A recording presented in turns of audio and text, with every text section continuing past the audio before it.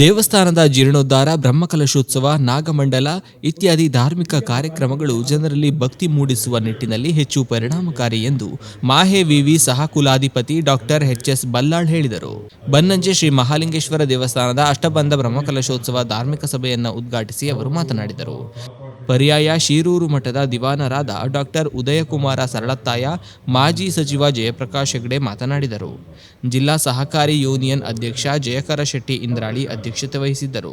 ಬ್ರಹ್ಮಕಲಶೋತ್ಸವ ಗೌರವ ಸಲಹೆಗಾರರು ಆದ ಶ್ಯಾಮಿಲಿ ಸಮೂಹ ಸಂಸ್ಥೆಗಳ ಪ್ರವರ್ತಕ ಡಾಕ್ಟರ್ ಜಿ ಶಂಕರ್, ಉದ್ಯಮಿಗಳಾದ K Udayakumar Shetty, Kuyiladi Suresh Nayak, Yogish V Shetty, Vineeth Amin, Hariprasad Rai, Devi Prasad Shetty Belapu, Gopala C Bangera, ತೋಟದ ಮನೆ ದಿವಾಕರ ಶೆಟ್ಟಿ, ಗಣನಾಥ ಹೆಗಡೆ, ಜಿಲ್ಲಾ ಧಾರ್ಮಿಕ ಪರಿಷತ್ನ ಕೃಷ್ಣಮೂರ್ತಿ, ಮಲ್ಪೆ ಪರ್ಷಿಯನ್ ಮೀನುಗಾರರ ಸಂಘದ ಅಧ್ಯಕ್ಷ ನಾಗರಾಜ ಸುವರ್ಣ, ಬ್ರಹ್ಮಕಲಶೋತ್ಸವ ಸಮಿತಿ ಸಂಚಾಲಕ ರಮೇಶ್ ಕಾಂಚನ್, ಸದಸ್ಯರಾದ ದಿನೇಶ್ ಪುತ್ರನ್, ಎಂ ಪ್ರಭಾಕರ ಶೆಟ್ಟಿ, ಶೇಖರ ಶೆಟ್ಟಿ, ವಿದ್ಯಾಲತಾ ಶೆಟ್ಟಿ, ಶಮಿತಾ ಎಸ್ ಭಂಡಾರಿ, ಸುದೇಶ್ ಶೇಟ್, ರಾಜೇಶ್ ಬಿ ಉಪಸ್ಥಿತರಿದ್ದರು. ದೇವಸ್ಥಾನದ ವ್ಯವಸ್ಥಾಪನಾ ಸಮಿತಿ ಅಧ್ಯಕ್ಷ ಮಾಧವ ಪೂಜಾರಿ ಬನ್ನಂಜೆ ಸ್ವಾಗತಿಸಿದರು.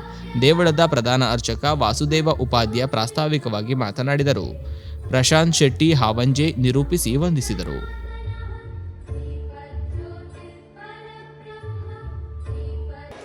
ನಮ್ಮ ಮಾರ್ಚ್, ಏಪ್ರಿಲ್, ಮೇ ತಿಂಗಳಲ್ಲಿ ನಮ್ಮ ಅವಿಭಾಜಿತ ದಕ್ಷಿಣ ಕನ್ನಡದಲ್ಲಿ ಬಹಳಷ್ಟು ದೇವಸ್ಥಾನಗಳಿವೆ.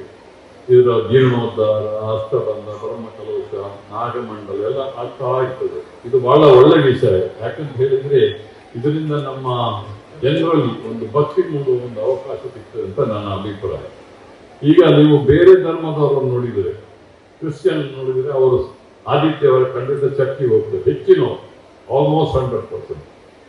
ಮತ್ತು ಮುಸ್ಲಿಮರನ್ನು ನೋಡಿದರೆ ಶುಕ್ರವಾರ ದಿವಸ ನಮಾಜ್ ಮಾಡಲಿಕ್ಕೆ ನಮ್ಮ ಇದಕ್ಕೆ ಮಸೀದಿಗೆ ಹೋಗ್ತಾರೆ. ಆದರೆ ನಮ್ಮ ಹಿಂದೂ ಧರ್ಮದಲ್ಲಿ ದೇವಸ್ಥಾನಕ್ಕೆ ನಾವು ಈ ನಿತ್ಯ ವಿಧಿಯಲ್ಲಿ ಹೋಗೋದು ಬಹಳ ಕಡಿಮೆ. ಅದು ಸಹ ಗಂಡಸರು ಬಹಳ ಕಡಿಮೆ ಭಕ್ತಾದಿಗಳನ್ನು ಬಿಟ್ಟರೆ.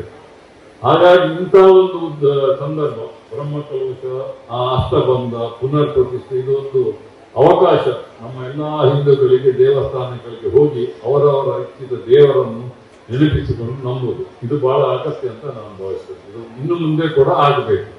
ಇಂತಹ ಒಂದು ಒಳ್ಳೆಯ ಕೆಲಸವನ್ನು ನಮ್ಮ ರಮೇಶ್ ಕಾಂಚಂದ್ರು ಮತ್ತು ಅವರ ಸಹಪಾಠಿಗಳು ಪ್ರಭಾಕರ್ ಶೆಟ್ಟರು ಒಳ್ಳೆಯ ಕೆಲಸ ಮಾಡ್ತಾ ಇದ್ದಾರೆ. ನಮ್ಮನ್ನ ಬಹಳ ಆಪ್ತರಾಗಿರ್ತಕ್ಕಂಥ ಜಿ ಶಂಕರ್ ಅವರು, ನಾಡೋಜ ಜಿ ಶಂಕರ್ ಅವರು ಕೊಡುಗೈದಾನಿ ಅಂತ ಹೇಳ್ತಾರೆ, ಆಂಗ್ಲ ಭಾಷೆಯಲ್ಲಿ ಕ್ರಾನಿಕ್ ಡೋನರ್ ಅಂತ ಹೇಳ್ತಾರೆ. ನಮಗೆ ಮತ್ತು ಮಣಿಪಾಲ ಸಮೂಹ ಸಂಸ್ಥೆಗೆ ಬಹಳ ಹತ್ತಿರದ ಸಂಬಂಧ.